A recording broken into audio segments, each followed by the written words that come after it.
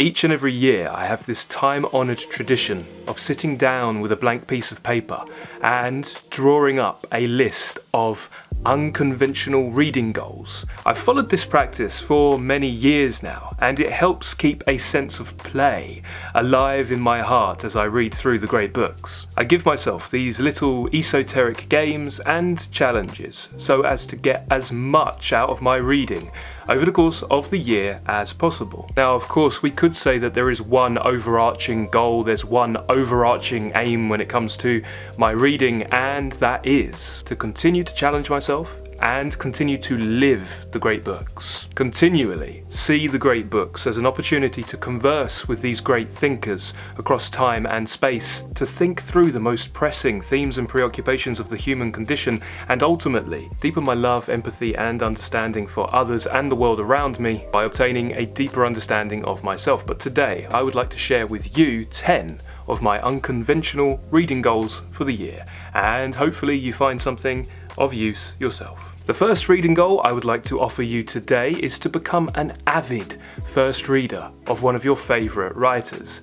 Many of you are already aware that I am a fierce proponent of reading along with original serialised publication schedules, pretending to be that first reader, the first reader of Charles Dickens, the first reader of George Eliot. It's a really rewarding practice, but you can take this one step further, and I might call this deep cuts, deep reading. What does this look like? I'll give you an example. So, I have fallen madly, deeply in love with Herman Melville over the years, and it is Moby Dick that is wholly responsible for the love I feel for Herman Melville. So a really good thing to do in order to increase your awareness and your appreciation of a particular artist's aesthetic evolution is to go to their back catalogue and pretend that this year is the year that their very first work came out, and force yourself to delay gratification before you go on to their next work. Pretend that you are that first reader who has found them. Perhaps they're a little bit of a secret.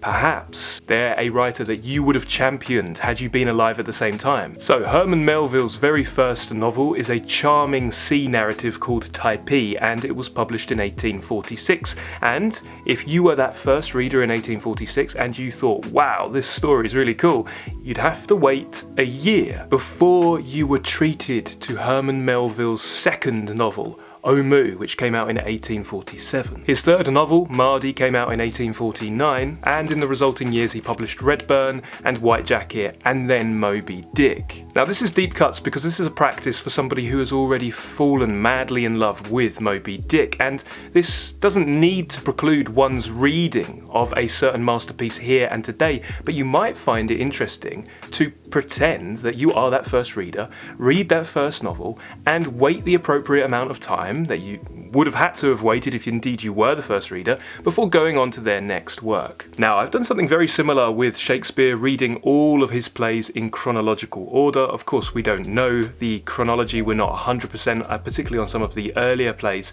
but the chronology as best as I see it, and I've read them not in real time, of course, but from start to finish, and I realised that that was the most instrumental practice I could have ever done in order to truly understand Shakespeare and his artistic development, and it was incredibly rewarding. So this is just me taking that to the next level. Now, of course, something to keep in mind if this piques your curiosity is you want to choose those authors that didn't have a huge gap between their works. I wanted to do this with Kazuo Ishiguro, but then I noticed that his output wasn't as regular as someone like Herman Melville, who would write a new novel each year. Kazuo Ishiguro was spacing his works out. Now, you could still follow them along in the order that they were originally published, and that would be good enough, but this is just my taking this to the next level, and in a way it is a reminder that reading is a lifelong pursuit, it's a lifelong journey, it's a reminder to take things slow, and it's a reminder that the work is never finished. If this seems like an outlandish practice to you, then you are correct, it is outlandish, and I probably wouldn't recommend it for many readers. But if you're already a deep reader, if you're already a veteran of the great books, and you have a handful of authors that you have already ripped through through and you love them and you're wondering, how do I take my love to the next level? This could be an avenue for doing exactly that. The next esoteric or unconventional reading goal I would like to offer you is to attend lectures in book form as though you were a student. We're quite fortunate that some of the greatest literary lectures that took place before camera equipment and recording equipment were detailed, were recorded on paper, and we now have them in book form. Lectures that I have particularly enjoyed that leap immediately to mind include E.M. Forster's aspects of the novel. A.C. Bradley, the professor of poetry at Oxford University at the turn of the 20th century, his lectures on Shakespearean tragedy are some of the finest you will ever come across. Vladimir Nabokov's lectures on Don Quixote. These gems are contained in book form. And my recommendation to you is to treat these books, these lectures in print form, as though you were a student in real time. What does that look like? That means you schedule and timetable, you keep a diary, you portion out the lectures as you would if they were being performed in a lecture hall. So if you are attending A.C. Bradley's Shakespearean tragedy lectures, 1 week will be Hamlet. And then you cannot read on to Macbeth, that has to be the next week. And not only are you pacing out your schedule, but you're also keeping a dedicated notebook, a journal, a diary, and you're taking lecture notes. You slot in your reading of these lectures at a specific time, maybe even a specific place, and you are attentive like a true scholar would be. By the end of your own personal academic year, you will have these really exciting journals and notebooks filled with your thoughts about some of these really nuanced and interesting topics. So have a dedicated journal for this practice, fill up your schedule ahead of time, and block off per term. Create the term, the semester that would most excite you.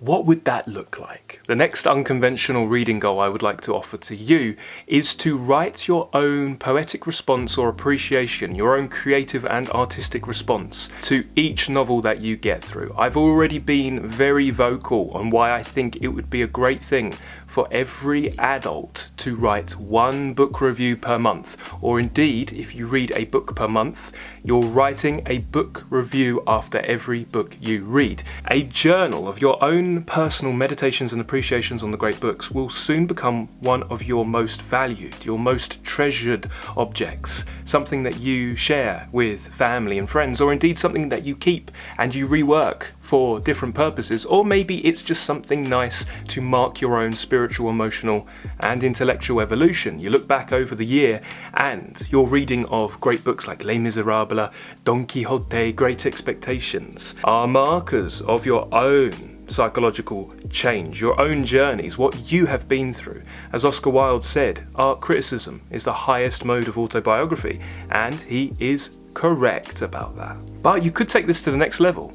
If book reviews aren't your thing, but you like to write poetry, you could write a poetic appreciation in response to whatever you have just enjoyed reading. Goodness knows that all the great poets have done this consistently. One looks to some of Robert Browning's greatest poems and we see that they would not have developed if it had not been for his relishing of Shakespeare. I read over Franz Kafka's short story of Sancho Panza, and indeed it is very short, it's only a couple of lines, and I love that he saw Sancho Panza as the true centre, the true hero of that work, and I wanted that short story to be longer, but of course it got me thinking about what other books and what other peripheral characters could have their own short story.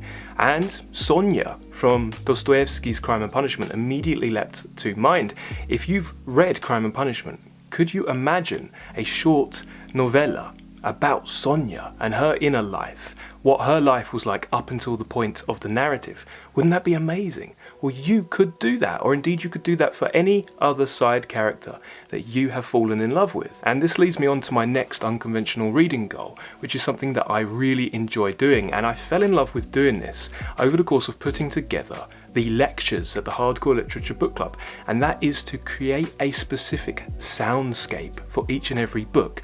I always challenge myself to come up with a theme, a musical theme that really characterizes each book, and I have a lot of fun sourcing out the music and buying the rights to the music, and I find the perfect track, whether that's for Siddhartha or Moby Dick, whether that's for Les Miserables or In Search of Lost Time. I always try to think, how would this book take musical expression? Of course, Walter Pater said that all art constantly aspires to the condition of music, and I think he's not just referring to the melodic aspect, the rhythm and the sound. He's not just referring to the fact that, as Ezra Pound said, if a poem strays too far away from the condition of song and dance, then it decays and ceases to be a poem.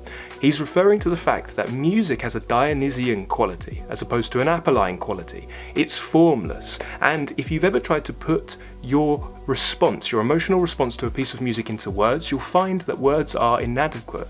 Music's perfect for giving voice to abstract ideas and really difficult ideas that we simply cannot find words for. And that is the lament, that is the pain of many suffering writers, not being able to find les mots justes. But in this age of Spotify playlists, you might want to go on the hunt for the perfect composer for the book you've just read. Perhaps different characters have their own theme, their own motifs. What would it sound like? Maybe you could craft a really compelling playlist that focuses on different scenes. Perhaps you draw up a soundscape for Don Quixote slashing the wineskins, and then you draw up a specific theme for Sancho.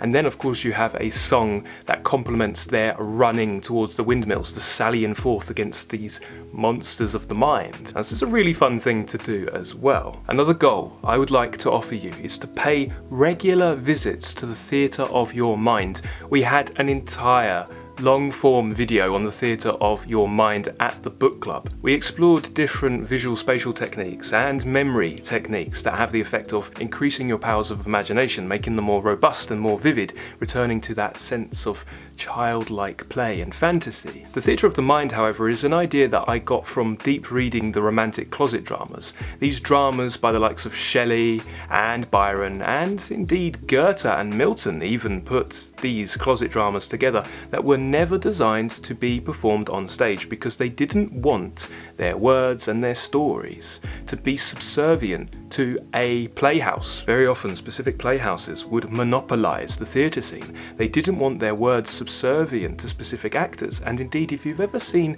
King Lear or Hamlet, you'll know that some plays are very close to unperformable. King Lear is so emotionally overwhelming that they had to completely change the script for much of its theatrical run. For much of King Lear's history, we were following Nahum Tate's drastic rewrite rather than Shakespeare's original, and part of the reason was Shakespeare's original was too emotionally overpowering and perhaps couldn't be performed. But there is an area that these plays can be performed, and that's in the theatre of your mind. A little area, a little private auditorium where you cast the characters and clothe them. You choose the lighting and the set design. Is it minimalist? Is it lavish? You direct the characters. Are they taking a Stanislavskian approach? Are they taking a Brechtian approach? It's all down to you, and it's great fun. You could make it a goal to visit the theatre of your mind each and every month. You could draw up a program, a playbill for the year ahead with one play per month, and you put it on in the theatre of your mind. Now, of course, if there is an actual interpretation or a production that you are interested in seeing, you might challenge yourself to put it on in the theatre of your mind first, and then see how that stacks up to a specific performance. That's always good fun too. We'll talk more about that at some point, because I have drawn up my own Play of the Month programme that will make for a really rewarding guided theatre experience and will have the effect of increasing your knowledge about the theatrical tradition. But that leads me on to a subsidiary goal, and this is a goal that I was somewhat inspired by several members of the book club. We might call this goal the Playwright Pilgrimage. And this goal's a really fun one because it's about searching out each and every one of Shakespeare's plays and seeing them all live. Now, wouldn't that make a really cool documentary series? I think it would. Al Pacino did a cool documentary about Richard III, and it could be done in that sort of vein, because indeed some productions are performed regularly. Ever since their first performance, Hamlet and Macbeth have basically not been out of the theatre. But some plays, I'm thinking Pericles, I'm thinking Troilus and Cressida, they would be rather difficult to find. So where would this journey, where would this reading goal take you? Would it take you to some far-flung corners of the globe?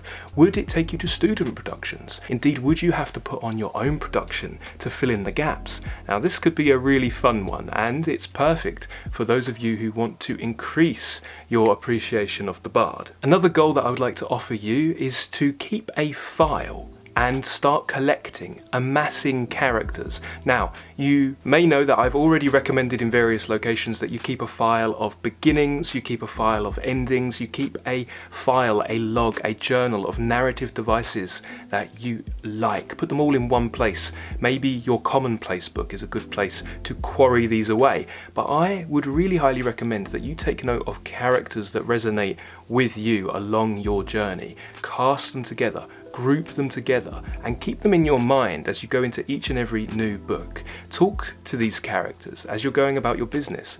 What characters can you ask for advice? What characters can predict the future? What characters can help you avert your own doom? What characters give you a model of what not to do? What characters are models of benevolence and virtue generally? Try to gain as intimate an acquaintance with these characters as possible and amass a cast of heroes and heroines that you fall in love with for different reasons. Now, this is why I love the written arts. I love literature, and I particularly love novels, because though I love many different art forms, I love music, I love painting, I adore film. Although I like many different forms of art, it's the novel that gives me the greatest insight into another person's interior. The psychological complexity, and of course the symbolism that we get from those visionary narratives, is unparalleled. I don't think there's another art form that gets you so firmly inside another person. It's probably the most intimate art form there is, at least to me. So, as you go on your journey, collect these characters, befriend them, and file them away. Bring them in to each and every new work you embark on. That means you're bringing in Shakespeare's tragic protagonists, Iago, Macbeth, Hamlet, into your meeting of Captain Ahab with Moby Dick. It may mean that the characters you meet in George Eliot's world now make an appearance in the novels of Thomas Hardy over the course of your reading of Tess or Jude the Obscure. And now, another goal that I would like to offer you is another one inspired by one of the Hardcore Literature Book Club members, and that is, if there is a writer alive today who you respect, remember that notes of gratitude are the currency of the soul, and reaching out to tell somebody that you like what they're doing, it totally makes somebody's day, and it keeps them inspired, it keeps them motivated, and it keeps them aware that they're doing meaningful work. This particular book club member fell in love with Emily Wilson's recent translation of the Odyssey, a marvellous translation, and he reached out to ask, is there an Iliad on the way? And he got a response. And I can't emphasise enough, as a creator who regularly gets notes of gratitude, just how far those notes go. Those notes of gratitude fill us with confidence, they inspire us, they motivate us, and they make us very happy to keep doing what we're doing. So if there is somebody that you respect writing today, maybe if you can reach out to them and just say, hey, you're doing a great job, or I love what you did with your last novel, your last poem, then that goes a long way. And that's a great way to take your appreciation of these great works to the next level. I think of my critical hero and precursor, Harold Bloom, who would literally go on to befriend other writers. That was an extension of his appreciation. So he befriended Ursula K. Le Guin, he befriended Cormac McCarthy, and they would speak about his next novel. He befriended Anthony Burgess, and many more. Another goal that you might want to give yourself is to go on regular etymological excavations. Go on digs for meaning. You would be so impressed by what you find lurking in the DNA of the words we use. Our ancestors gifted us meaning. They packaged it up in words and sayings, and then it was lost to the times. But you can uncover the secret meanings of different words. So if you see a word repeated in a poem or a novel, or indeed if you find a word that looks a bit strange or perhaps charms you, go on a hunt and find out where that word came from. What languages did it need to pass through first before it got to us? What meanings lay dormant in that word? Archaic meanings that are no longer on the tip of our tongue when we express those words and phrases. This is a really fun thing to do, and it's much more rewarding than vocabulary drills. You're not just hunting for the straight meaning, you're going down through the ages to uncover many different levels of meaning. And then of course you bring that back to the surface, to your deep reading of the text before you, and see if it has any resonant implications. And very often, if you're reading a great writer, it most certainly does. And the last unconventional reading goal I would like to extend to you today, though of course this is not the last goal ever, we can carry on talking about this subject if you're interested. We can go over my unconventional reading goals for the past years, and we can see that there's some good stuff there. This is stuff that I've built upon and that I take into each and every year after it's been tried and tested. But the last goal I would like to offer you is to tie your reading into a learning of a particular language. I have been reading Charles Baudelaire extensively, Le Fleur de Mal. Over the last few months I've been reading and rereading Les Miserables. I've been deep reading Proust, and I got to the point where I realised the only way to take my appreciation for the story and for what these writers are doing, Proust, Hugo, Baudelaire, is to get an intimate acquaintance with the language itself. Does this mean that you have to suddenly try to be fluent in a language? Does this mean you have to go over to the country in question and immerse yourself? Of course not, but this is a great way to take your appreciation to the next level. Whatever tradition, whatever literary tradition you find yourself most enraptured with right now, give yourself the side goal to maybe a couple of times a week, for not that long, read that literature in the original. Yes, you might need some translations as an aid, as a crutch, that's absolutely fine. You might need some different tools to help you uncover the meaning. I would recommend sourcing out audiobooks, listening to audiobooks. I would recommend getting your hands on the physical copies of these works in the original language and see what new appreciation you might uncover. It's early days for me in regards to French, though I have a little bit of school French still left over, but already this has taken my appreciation to a whole new level, and I'm hardly into my French journey at all. Learning Japanese, one of the most rewarding things about learning that language was then being able to consume the native media. Back in school I learned German, and I learned German because I wanted to read the great German poets. That language is lying dormant in me, and someday I really should get back to that.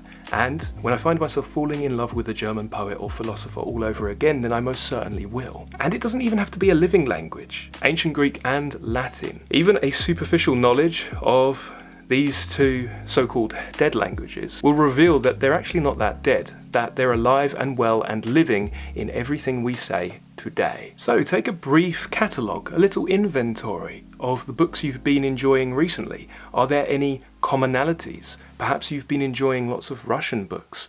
Don't feel the enterprise to be too daunting. You can learn a little bit of Russian, at least enough to take your appreciation of the books you love right now to the next level. There are many great traditions. There's Chinese literature, there's Italian literature, of course there's Spanish literature. Or if learning a new language isn't for you, you might charge yourself with the task to learn even more about the language you're speaking right now, your native language. For me, that would be English, and I would be going back to the roots of the language, past Chaucer to the Gawain poet, the Pearl poet, back to the Anglo-Saxon roots, and perhaps even a little further. And we'll leave it there for now, but if you've enjoyed this kind of content and you would like to talk more about reading goals, deep reading, and how to structure your reading, then do let me know.